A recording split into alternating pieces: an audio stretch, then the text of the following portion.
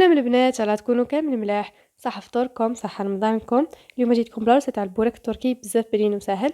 نبداو على بركة الله بالمكونات وطريقة التحضير.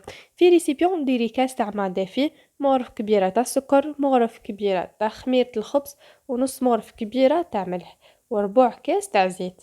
خلطي هاد المكونات بالفوي، من بعد زيدي 3 كيسان تاع فرينة. هي نورمالمون تديلك 3 كيسان ولا اقل بشويه، يعني كل وحده على حسب الفرينه تاعها. ديري اولا زوج كيسان الوالا وخلطي مليح. حطي هذوك زوج كيسان، بداي تزيدي في الكاس الثالث وبداي تعجني بيدك، يعني حتى تتحصلي على عجينه تكون طريه وتكون متماسكه. انا ديت لي كيسان هذوك داتهم لي كاع وقعد لي غير شويه، يعني هاي الكميه اللي قعدت لي. من بعد بداي تعجني فيها على سطح العمل كيما هكا وحوالي واحد دقيقه. من بعد ثم بديت تقرصلي فيها.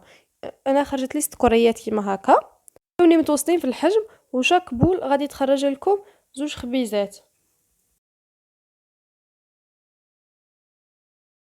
ديروهم في سنيوه، وشاك بول ديروا لها قسط صغرف كبيره تاع زبده كيما هكا، وبداو تحلوا فيها بهذيك الزبده، يعني كيما نحلوا المحاجب نورمال. بداو تحلوا فيها كيما راه موضح في الفيديو. من بعد بداو تطبقوا فيها، وهنايا لازم تستفوهم باسكو غادي تعاودوا ترجعوا للابول الاولى وتعاودوا تحلوها تاني بالزيت. تما لازم تعقلوا على التستاف تاعهم. هنايا اطووها كيما هكا، روحوا زيدوا كملوا بنفس الطريقه، حلوا الاخرين.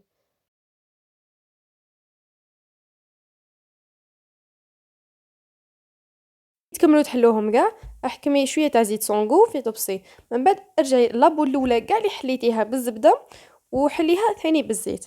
هنايا نعطيكم واحد لاستيوس تما، لا حبيتوا يعني يخرجوا لكم مقطنين، ديروا الخميره تاع الخبز نورمال عادي وحلوهم كيما هكا، يعني كلشي ديروه كيما هكا.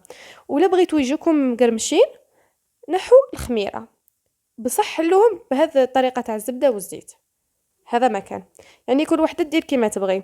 الحشوي راح يبقى اختياري. انا هنا كان قاعد لي شويه دجاج طايب، درت له ملح، فلفل كحل، كركم وشويه زنجبيل. وهنايا شويه زوج حبات فلفل وزوج حبات بنجان، وخلطتهم معاه. خرجت واحد الحشوه بزاف بنينه. هنايا تقدروا ثاني اللي تحب دير فيونداشي، اللي تحب دير غير بولي اشي، كل وحده دير واش تحب، الطون والفرماج كيما تبغي. انا بهذا الحشو خرجت تهبل. هنايا ترجعوا لابا تاعكم، تبداو تحلوها كيما قلت لكم، ترجعوا لابول الاولى وتعاودوا تحلوها هكا غير بشويه تاع زيت. حلوها مستطيله، يعني كل واحده على حسب البلاط تاعها. وبداو تعمروا في الحشوه تاعكم.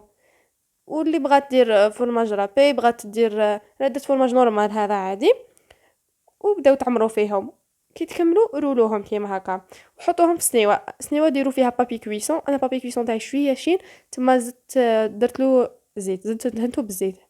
هنايا ها الطريقه كيفاه ترولوها، باسكو المقطع الاول ما نعرف ما صورتوش ولا تحذف لي. المهم تبداو تطبقوا فيها غير كيما هكا، ما تدخلوش النفس داخل، وبداو ترولوا فيها.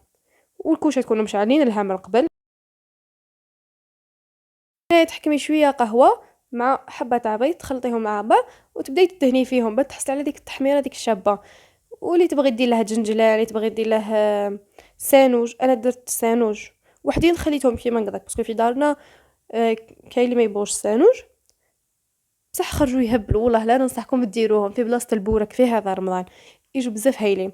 هنايا قطعوهم، انا قطعتهم على 4، قطعتهم في النص، بعد قطعتهم كل نص قطعته على زوج، وتدخلوهم يطيبوا 21 دقيقه، ربع ساعه تلقاوهم طابوا. وديروا وتخلوهم يتحمروا شويه. وهذا مكان شتو شحال ساهل وبزاف بنين. انا مهم كي يخرجوا ثم كي يكونوا حامين عاودوا قطعوهم.